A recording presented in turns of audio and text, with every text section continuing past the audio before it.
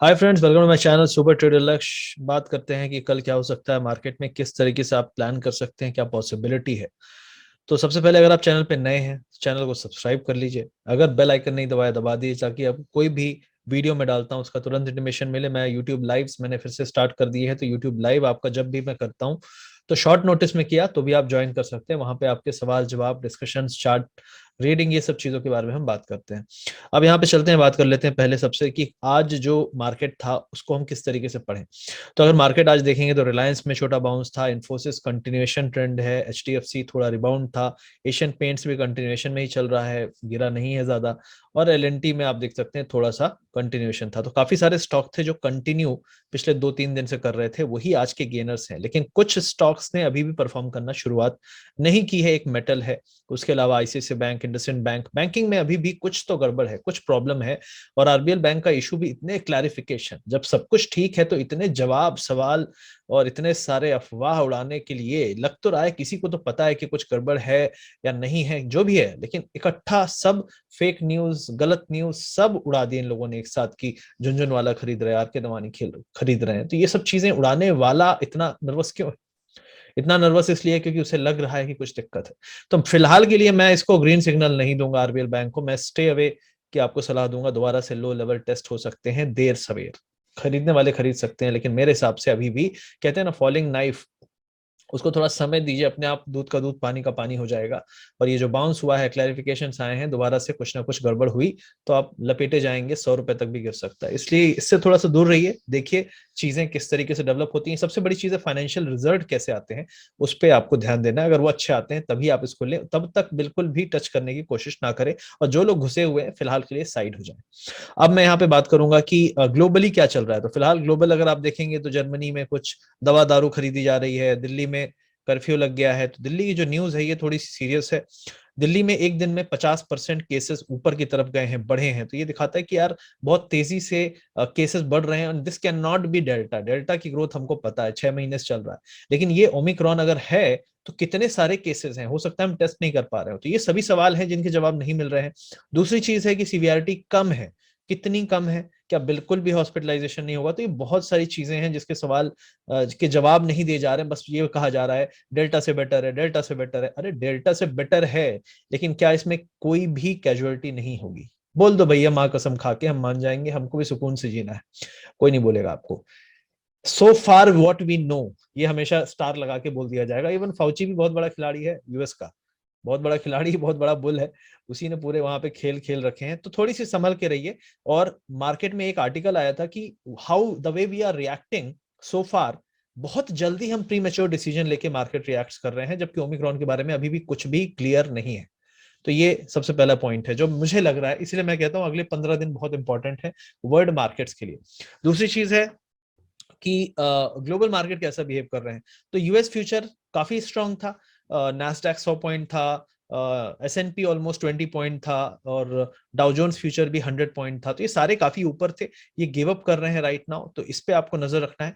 4 दिन से लगातार ऊपर जा रहे हैं, वॉल्यूम्स वहां पे 1/3 है, 30% वॉल्यूम में ऊपर जा रहे हैं। अगर वॉल्यूम नॉर्मल हुए तो संभालना मुश्किल हो जाएगा, क्योंकि कम वॉल्यूम में आप उठा तो सकते हो, संभाल नहीं सकते, क्योंकि वॉल्यूम जब नॉर्मल होंगे तो मार्केट में एक मीन रिवर्जन होगा बिकॉज ऑफ वॉल्यूम ओनली। तो वॉल्यूम अभी वापस अगर आते हुए दिखे, क्योंकि कल पार्टी करके संडे वाले कल सो के उठे नहीं होंगे, तो आज उठे होंगे, तो आज आपको मार्केट में जेन्युइन रिएक्शन दिखेगा यूरोप और यूएस में। अब जब यूएस मार्केट खुलता है उसके बाद, तो इस पे थोड़ी सी नजर रखिए अगर ये मार्केट गिव अप। यहाँ पे एक इंपॉर्टेंट बात करूंगा आपको ट्रेडिंग और इन्वेस्टिंग से रिलेटेड, फिर उसके बाद कंटिन्यू करते हैं अपने एनालिसिस को। तो फ्रेंड्स, इससे पहले कि हम वीडियो में आगे बढ़े, यहाँ पे बहुत इंपॉर्टेंट बात करना चाहता हूँ। यहाँ पे साइकोलॉजी और माइंडसेट के बारे में बात करना चाहता हूँ। 2022 आने वाला है, हम अपना नया साल बहुत ही बेहतरीन तरीके से चेंज करना चाहते हैं और उसको बेटर बनाना चाहते हैं। जो हमारे इन्वेस्टमेंट के रिटर्न्स हैं, जो हमारे ट्रेडिंग के रिजल्ट्स हैं, उनको बेटर करना चाहते हैं। और यहाँ पे एक बहुत इंपॉर्टेंट चीज है कि अपने माइंड पे फोकस करें। यहाँ पे एक रिसेंट में मैंने ऑडियो बुक सुनी, बहुत ही बेहतरीन बुक है, the little book that still beats markets. और ये बुक जो है जोएल ग्रीनब्लैट की है, बहुत ही बेहतरीन बुक है, इसको आप सुन सकते हैं। कुकू एफएम जो एक ऐप है, बहुत ही बेहतरीन ऐप है, जहाँ पे आपको बहुत सारे जर्नल और बहुत सारे इन्वेस्टमेंट ट्रेडिंग रिलेटेड बुक्स मिलती हैं, जिनको आप सुन सकते हैं बहुत सारी भाषाओं में। तो इसको मैंने सुना और इससे मुझे बहुत कुछ सीखने को मिला। कुछ इंपॉर्टेंट चीज़ें हैं जो बताऊँगा।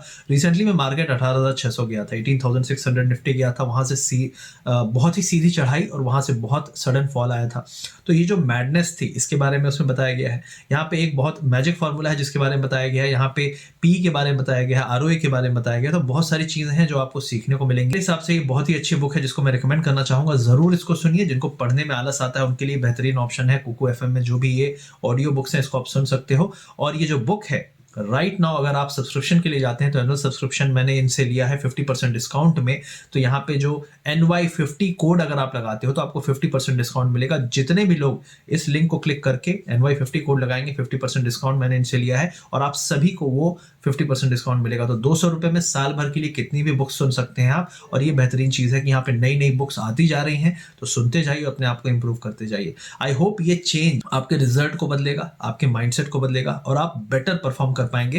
क्योंकि एक छोटा सा आइडिया, एक छोटा सा थॉट, एक छोटा सा चेंज हमारी साइकोलॉजी में हमारे रिजल्ट को इतना बदल सकता है कि आप लाखों रुपए जो नहीं कमा पा रहे थे वो कमा सकते हैं। मैं खुद बहुत बार बिकॉज ऑफ साइकोलॉजिकल थिंग्स में बहुत सारा प्रॉफिट बना सकता था, नहीं बना पाता। तब मुझे लगता है कि यार क्या ऐसी चीज थी जो मुझे रोक लेती या वेट करवा लेती या कुछ भी चेंज करवा लेती जिससे मेरा रिजल्ट बेहतरीन हो जाता। तो यही सब चीजें हैं, इसीलिए आपको साइकोलॉजी पे बहुत ध्यान देना है और मुझे लगता है ये बहुत ही बेहतरीन ऑप्शन है। तो वीडियो के डिस्क्रिप्शन में और पिन कमेंट में मैंने लिंक दे दिया है, चेकआउट करिए और अपनी लर्निंग स्टार्ट करिए। अगर आपने अभी तक कोई भी बुक पढ़ी नहीं है, सुनी नहीं है, तो सुन के बहुत मजा आएगा आपको। बहुत ही बेहतरीन बुक है। तो आई होप ये इन्फॉर्मेशन आपको बेहतरीन लगी होगी। आइए चलते हैं, बात करते हैं अपने मार्केट एनालिसिस के बारे में। तो थोड़ा सा यहाँ पे आपको ध्यान देना है क्योंकि बैंक निफ्टी अभी भी खतरे से बाहर नहीं है मेरे हिसाब से, जो अभी डेटा में भी दिख रहा है।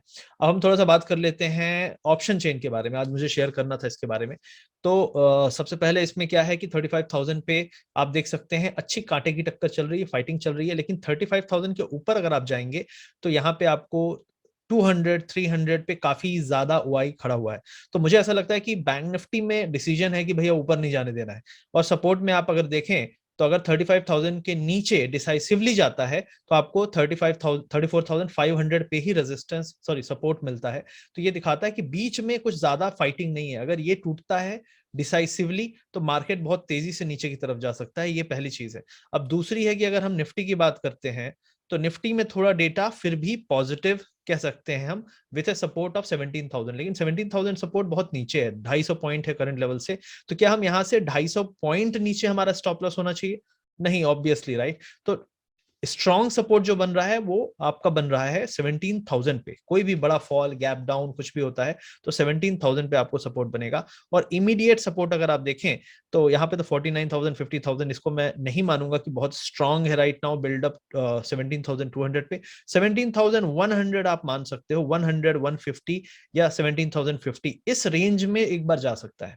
जो ये अपसाइड है, इस अपसाइड को कंटिन्यू रहने के पहले एक डिप और फिर बाउंस। देखिए जो जो फॉर्मेशन है ना लॉन्ग का, वो पहले डिप हो और फिर उसको पूरा इंगल्फ कर ले 1-2 घंटे में, एक बहुत स्ट्रॉन्ग रिवर्सल कैंडल बनाए और एंड ऑफ डे में हाई पॉइंट पे बंद हो। जब तक इस तरीके का स्ट्रक्चर नहीं बनेगा 1-2 दिन और, तब तक आपका मार्केट सेफ नहीं। गैप अप सबसे बड़ी कमजोरी है, गैप अप नहीं करना है मार्केट को। बहुत जल्दी में ऊपर जाएगा तो फिर से वही हाल होगा। क्योंकि चार्ट्स में मैं आपको दिखाऊंगा कि अभी भी प्रॉब्लम है, ये जो गैप अप्स हो रहे हैं ये प्रॉब्लम क्रिएट कर रहे हैं। तो यूएस फ्यूचर पे आप थोड़ा सा नजर रखिए। एक और चीज है जो हमको परेशान करती है, इन्फ्लेशन।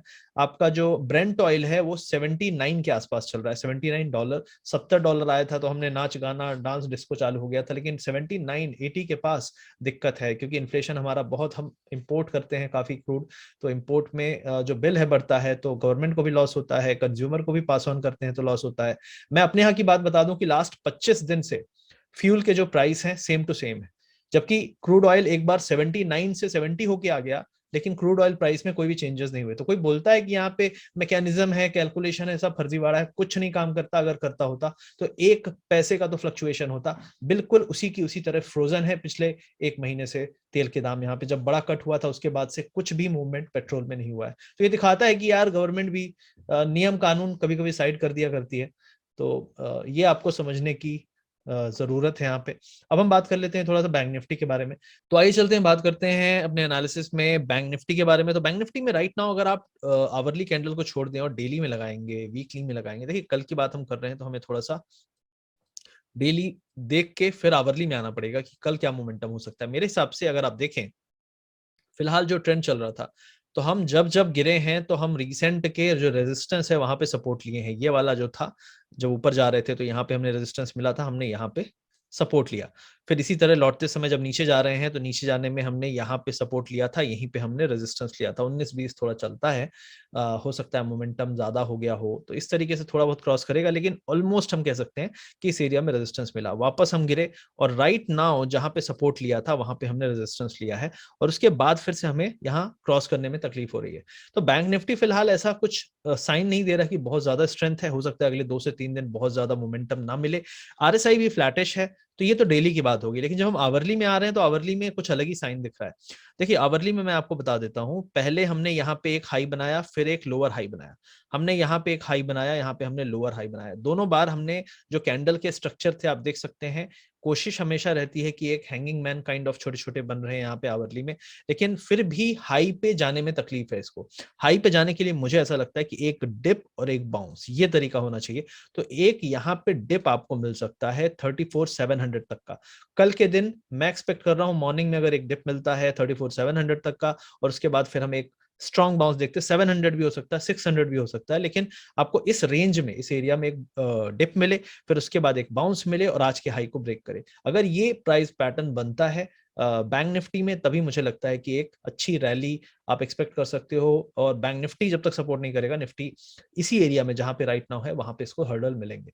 आपका जो रेजिस्टेंस एरिया है 35,500 है, जब तक इसके ऊपर हम जाके 2-4 घंटे ना रुकें तब तक यहाँ पे ब्रेकआउट नहीं है। और ब्रेकआउट यहाँ पे थोड़ा सा टाइम भी लगेगा, क्योंकि जो आप देख सकते हैं करेक्शन है 20% का करेक्शन है। 20% के करेक्शन के बाद अगर आप बोलें तो ये जो फॉर्मेशन राइट नाउ है ये एक तरह से अगले ब्रेकडाउन का फ्लैग भी हो सकता है, क्योंकि यहाँ पे मैंने यही चीज कही थी जब दुनिया यहाँ पे फिर से 18 और 38 की बातें करने लगी थी, तो उसी टाइम पे मैंने कहा था ये तोड़ेगा, और जब तोड़ेगा तो बहुत तगड़े से तोड़ेगा, और फिर इसने यहाँ पे एक नया लो बनाया। तो फिलहाल के लिए तो एक रिस्क है, एक डिप आ जाए और डिप के बाद बाउंस आए, तब ज्यादा मैं भरोसा करूंगा कि ये जो फॉल है खत्म हो चुका है, बॉटम बन चुका है। अदरवाइज बॉटम फिलहाल मेरे हिसाब से नहीं बना है। अगर बॉटम को मैं मानूं कि यार चलो सेफ है, मैं बाय कर लूं, कॉल ले लूं, तो वो तभी लूंगा जब मैं 37 के ऊपर होऊंगा। उससे पहले ये सब इस एरिया में कंजेशन में टाइम वेस्ट है, सीधी सी बात है, टाइम वेस्ट है। यहाँ बुल्स बियर्स दोनों को परेशान करेगा। लेकिन फिलहाल जो फॉर्मेशन है उसकी बात मैं कर रहा हूँ,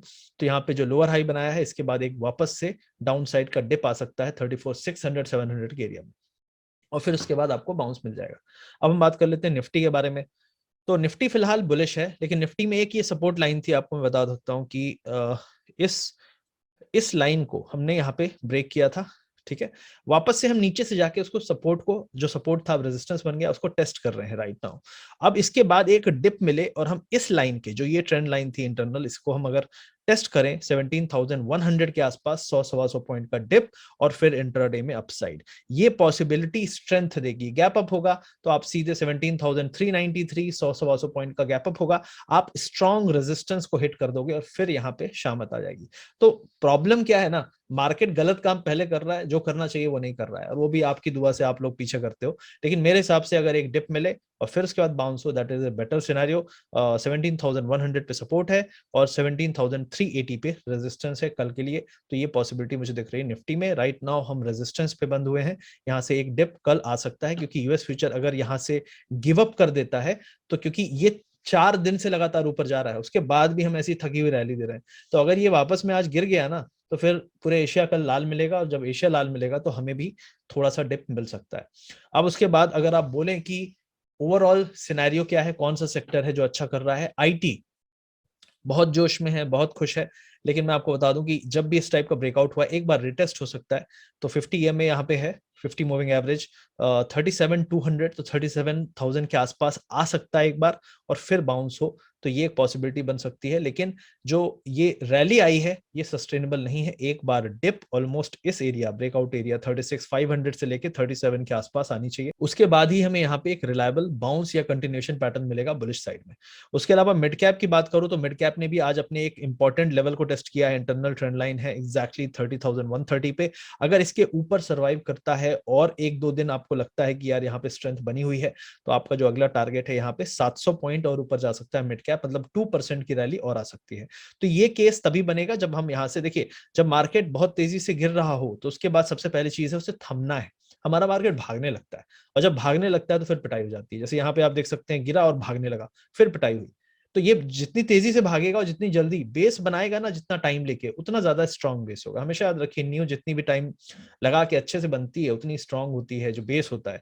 तो यहाँ पे भी वही है, मार्केट में भी यहाँ पे अगर आपके यहाँ पे बायर कूदने लगे जल्दी जल्दी जल्दी, तो फिर से यहाँ पे सेलर बोल रहे हैं आओ बेटा, हम वेट ही कर रहे थे तुम्हारा, और वही चीज हो रही है। तो फिलहाल यहाँ पे एक डिप और फिर एक बाउंस, ये एक पॉसिबिलिटी ज्यादा अच्छी है। या फिर ज्यादा गहरा डिप ना मिले तो आपका inverse head and shoulder kind of तो 29,000 तक बने, ये भी एक पॉसिबिलिटी है।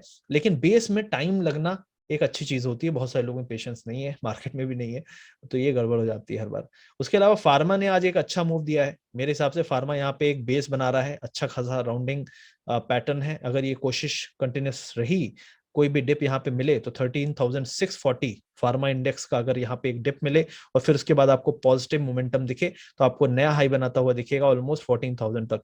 तो डिप में बाय है राइट नाउ, स्ट्रॉन्ग पैटर्न दिख रहा है, देखते हैं किस तरीके से मूव करता है। लेकिन फिलहाल के लिए आपको यहाँ पे 200-300 पॉइंट का डिप मिले फिर बाय करिए। ओवरऑल अच्छा पैटर्न है, कोशिश कर सकता है ये दोबारा से 14,500 over a period of may be 1 month, कोशिश कर सकता है यहाँ तक। तो आईसीसी बैंक यहाँ पे थका हुआ है, अगर यहाँ पे कोई डिप मिलता है 726 तक का, उसको बाय कर सकते हैं। ब्रेकआउट मुझे लगता है राइट नाउ, मैं ब्रेकआउट ब्रेकआउट तब तक नहीं कहूंगा जब तक ये हम 760 के ऊपर नहीं है, क्योंकि 760 क्रॉस करने पे हमको एक तगड़ा मोमेंटम मिलेगा, बढ़िया मोमेंटम मिलेगा। उसके बाद ही आप कहते हैं ना कि यार बाय किया, 1% मिला, 2% मिला, उस तरीके के आसान गेन आपको तभी मिलेंगे। फिलहाल के लिए ये स्ट्रगल फेज चल रहा है इस स्टॉक का। उसके अलावा मैं एक्सिस बैंक की अगर बात करूं तो axis bank right now somehow कोशिश करके टिका हुआ है इस एरिया में। जब तक 670 के ऊपर है ठीक है, 670 के नीचे जाने पे फिर से आपको 660 655 के एरिया मिल सकते हैं। राइट नाउ ये जो अपसाइड जाने का तरीका है बहुत कमजोर है, आप खुद देख सकते हैं ना कैंडल किस तरीके के बन रहे हैं, थके थके तरीके से ऊपर जा रहा है। ये तरीका नहीं है, आपको एक बड़ा कैंडल बनाना पड़ता है। जब आपको पता चलता है, देखिए ये हैमर ठीक है, ये आपको बता रहा है कि इस एरिया पे जब हम नीचे जाएंगे तो यहाँ पे बायर्स हैं, लेकिन ऊपर जाने पे बायर्स नहीं है। तो ऊपर वाले बायर्स भी आपको चाहिए इसको ऊपर ब्रेकआउट कराने के लिए। तो अगर हम वापस से डिप मारते हैं तो 660 के एरिया में बाइंग है, लेकिन अगर आपको ब्रेकआउट चाहिए तो आपको ये पूरा गैप फिल करके 680 690 के ऊपर ही आपको यहाँ ब्रेकआउट मिलेगा। उसके अलावा बात करूं तो इंडसइंड बैंक वीक है, इससे थोड़ी आप दूर रहिए। ये हमेशा शक के घेरे में आ जाता है कहीं भी कोई भी बैंक कुछ करता है तो इससे फिलहाल दूर रहिए। ये आपको 880 मतलब 30 रुपए ऊपर, उसके ऊपर ही आपको ये स्ट्रॉन्ग अपसाइड दिखाएगा, लेकिन 880 को पार करना भी मुश्किल होगा, यहाँ पे थोड़ा टाइम लगाएगा। तो फिलहाल के लिए ये स्टॉक मुझे लगता है यहाँ तक एक अपसाइड और फिर एक कंसोलिडेशन करे इसी एरिया में 860 के ऊपर रहते हुए, तभी आपको अपसाइड मिलेगा आगे चल के एटलीस्ट 10 से 15 दिन में। उसके अलावा एचडीएफसी बैंक आज इसने बाउंस दिखाया, लेकिन आपको बता दूं कि ये सबसे कमजोर बैंक है। जो एडीआर है जो यूएस में ट्रेड करता है वो 52 वीक लो पे चल रहा है काफी दिनों से। तो 52 वीक लो पे एचडीएफसी जैसा बैंक रहेगा तो बैंक निफ्टी में जरूर कुछ ना कुछ प्रॉब्लम है, और इस प्रॉब्लम को आप भरपाई नहीं कर सकते क्योंकि एचडीएफसी सबसे बड़ा वेटेज है। तो मुझे ऐसा लगता है कि एचडीएफसी बैंक थोड़ा सा और कंसोलिडेट कर सकता है। अभी इसने सिर्फ गैप फिल किया है, बहुत सारे लोग बोलेंगे ये नई रैली है, यहाँ से जो गैप हुआ था 1470 पे हम ऑलमोस्ट उसको फिल करने आए हैं। तो ये गैप फिल कर ले, उसके बाद आपको ये वाले बड़े कैंडल की भरपाई कर ले, तो आपको 1500 के ऊपर ही अपसाइड मिलेगा। अब आप बोलोगे यार ये मिस हो जाएगा मेरा, मिस तो हो जाएगा लेकिन जो सरदर्द होगा ना इसको लेने के बाद वो भी नहीं होगा। तो आप थोड़ा सा वेट कर लें, बेटर है। फिलहाल एचडीएफसी कंसोलिडेशन में है, एक और डिप यहाँ पे आपको एक और आपको डिप यहाँ पे ड्यू है 1440, 15-20 रुपए 1%, और फिर आपको अपसाइड मिलेगा। तो ये धीरे धीरे ही जाएगा, एक झटके में नहीं जाएगा। और उसके बाद आया आईआरसीटीसी। तो आईआरसीटीसी के बारे में मैंने कल बात भी की थी, मैंने जो यूट्यूब लाइव किया था, अगर आप ज्वाइन नहीं करते जरूर करिए, बहुत चीजें वहां पे हम डिस्कस करते हैं। तो मुझे ऐसा लगता है कि आईआरसीटीसी जो है वो रेडी हो रहा है एक अपसाइड के लिए बजट के पहले। तो आईआरसीटीसी है और दूसरा स्टॉक है आरवीएनएल। ये रेलवे से रिलेटेड दो स्टॉक है जो मुझे अच्छे वैल्यूएशन में लग रहे हैं, और मैं खुद इसमें पर्सनली इंटरेस्टेड हूं। और मैं यहाँ पे जो बजट के पहले का एक एनालिसिस मैंने किया था उसमें ये स्टॉक 20 से 50% तक का अपसाइड लास्ट टाइम दिया था।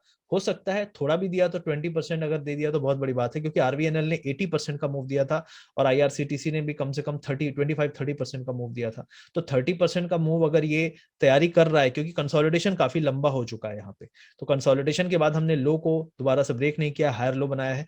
तो अगर हमने इस एरिया को 880 को ब्रेक किया अच्छे वॉल्यूम के साथ, तो हम दोबारा से 930 और एटलीस्ट 990 तक जा सकते हैं। तो एक 100 पॉइंट का मूव यहाँ पे दिखता है मुझे, इसलिए मैं थोड़ा सा प्री बजट रैली के लिए इन स्टॉक्स पे जाने की ज्यादा कोशिश करूंगा, क्योंकि बजट में नॉर्मली सरकारी कंपनी में इंटरेस्ट बना रहता है और लोगों को होप रहती है कुछ होगा, भले कुछ ना हो, लेकिन एक होप रहती है, उसमें ये स्टॉक उठते हैं। तो ये सभी चीजें मैंने शेयर की। आई होप आपको काफी बेनिफिट मिलेगा। आई होप आपको अच्छा लगा होगा। मिलते हैं अगले वीडियो में। लाइक शेयर सब्सक्राइब जरूर किया करिए, वही प्यार है आपका जो पता चलता है कि लोग अच्छा लोग लाइक कर रहे हैं, लोग पसंद कर रहे हैं, और इसीलिए वीडियो बनाता हूं मैं। Thank you very much guys, see you soon.